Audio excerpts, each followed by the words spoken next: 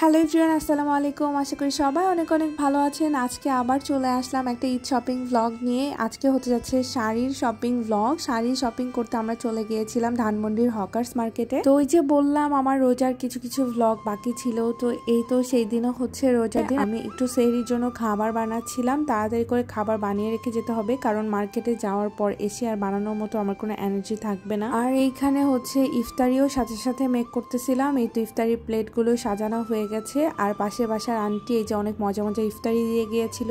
আর এখানে আমি শরবত বানিয়েছি পুদিনা পাতা দিয়ে। রোজার মধ্যে অথবা ঈদের আগে এই ভাইবগুলো দেখতে খুবই ভালো লাগে, এই ভ্লগগুলো অনেক ইন্টারেস্টিং লাগে। বাট আনফর্চুনেটলি আমি এত বেশি লেজি যে আমি ঈদের আগে এই ভ্লগগুলো আপলোড করতে পারিনি। যাই হোক, নিজের কথা আর কত বলবো। তারপরে আমি চলে এসেছি শাড়ি কিনতে। আমার ছোট বোন শাড়ি কিনতে চাচ্ছিল। এই শাড়িটা আমাদের দুইজনেরই অনেক বেশি পছন্দ হয়েছিল। হোয়াইট কালার সবসময় এত বেশি ভালো লাগে। তারপরে অনেক কালার ওনারা আমাকে দেখাচ্ছিল বা আমাদেরকে দেখাচ্ছিল পছন্দ করার জন্য, বাট আমাদের কোনোটাই চোখে লাগতেছিল না। ওই হোয়াইট কালার শাড়িটা বেশি পছন্দ হয়েছে, বাট শাড়িটার দাম একটু বেশি ছিল। ওই শাড়িটার প্রাইস ছিল 13,000 টাকা। তারপরে আমরা অনেক শাড়ি দেখে কোনোটাই পছন্দ হলো না। তারপর আমি অরেঞ্জ কালার শাড়িটা দেখাতে বললাম। এই শাড়িটা শেডের মধ্যে ছিল। অনেক আগে কিন্তু এই টাইপের শেডের শাড়ি অনেক চলতো। এর উপরে রিয়েল স্টোন আর সার্ভোস্কি স্টোনের কাজ করা ছিল।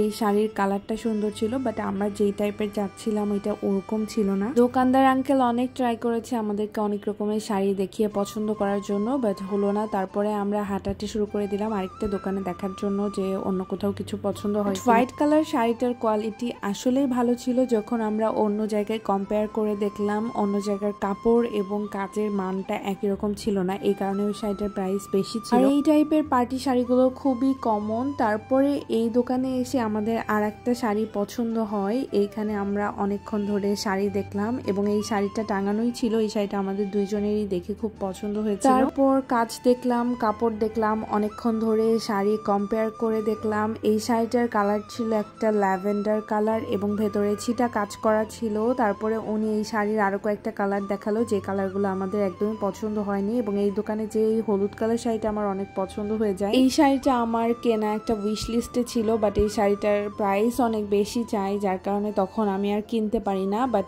এইটা যে টাইপের আমি চাচ্ছিলাম এক্স্যাক্টলি ওই টাইপের ছিল শাড়িটা। যেহেতু কিনবো না, এই জন্য আরেকটু হাতে হাতে দেখতেছিলাম। আর আমি আমার মনকে বুঝ দিচ্ছিলাম যে আমি আমার ছোট বোনের জন্য শাড়ি কিনতে এসেছি, আজকে আমি কোনো শাড়ি কিনবো না। আর এই দোকানে 3টা শাড়ি ঝুলানো ছিল, 3টা শাড়ি অনেক সুন্দর লাগে। এই দোকানের শাড়িগুলো অনেক ভালো লাগে সবগুলো শাড়ি। এখানে এসে একটা শাড়ির দাম জিজ্ঞেস করি, বলে 17,000 টাকা। চিন্তা করলাম হাই হাই, আজকে কি অবস্থা, সব শাড়ির দাম বেশি চাচ্ছে নাকি আমার যেটা পছন্দ হচ্ছে সেইটারই দাম বেশি হচ্ছে। তারপর এখানে গোল গোল আরো কয়েকটা দোকান ঘোরাঘুরি করে দেখলাম যে কি ধরনের নতুন কালেকশন আসছে কিনা। আর আমার বোন এইবার হচ্ছে এই বেগুনি কালারটা নিতে চাচ্ছিল। এই বেগুনি কালারটা অনেক ট্রেন্ডে আছে, এই কালারটা অনেক সুন্দর, আমাদের দুইজনেরই পছন্দ হয়েছে। তো এই কাতান শাড়িটা ওর খুব পছন্দ হয় এবং এক দেখাতে একটা শাড়ি দেখেই নিয়ে ফেলি। কোনো শাড়ি পছন্দ হইলে তো হয় না, সেটার ব্লাউজ সুন্দর হতে হয়, পাড় সুন্দর হতে হয়, পুরো শাড়িটা সুন্দর হতে হয়। তো এই শাড়ির সবকিছুই আমাদের দুইজনেরই পছন্দ হয়েছে। তো তারপরে দাম দর করে এই শাড়িটার প্রাইস পড়েছিল 3500 টাকা। এরপর আমি আমার নিজের জন্য কয়েকটা শাড়ি দেখতেছিলাম।